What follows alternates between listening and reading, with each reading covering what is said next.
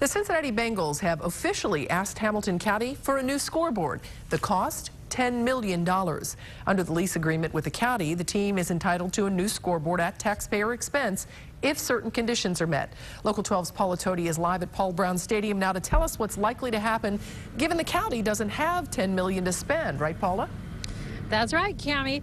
Maybe you're like me. You come to a game, you walk up here, and there's so much to see. Murals, crazy fans, and the scoreboard. I've never really thought about it, but the team says it's falling apart. It's old technology. It's failed during games. It's expensive to maintain because it is an old system.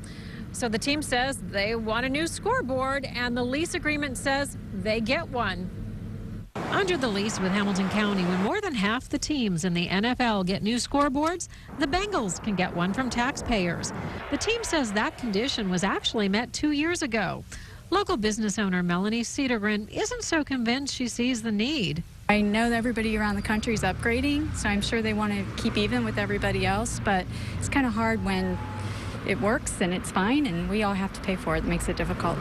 Hamilton County Commissioner Chris Monzel says it's more than difficult. The county doesn't have the money, but he says the team knows that. And actually, the Bengals have been working with the county over the past couple of years, picking up costs that we can't afford, but they can.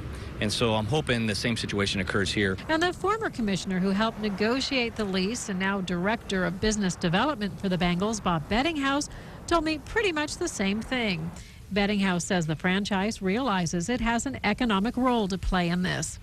Both men point to what happened when the Reds, under a similar lease, needed a new scoreboard and ended up paying a large portion. If you can go 50-50, if you can meet halfway with the county, I think that's a good thing. I think they were just on Forbes' list of the most valuable franchises, and they clearly have the money, and clearly the city and the county doesn't. So I think it's up to them to put it forward. Whatever happens will have to happen fast. The team wants the new scoreboard by summer. And Bedinghaus points out the Reds went 6 years before getting a new scoreboard at the new stadium, and here they've gone 14.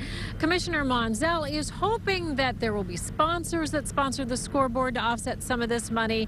And he said maybe the county can use some of the capital improvement dollars that they spend now to maintain the stadium and allocate that to the scoreboard if the team agrees, but the team is not being specific.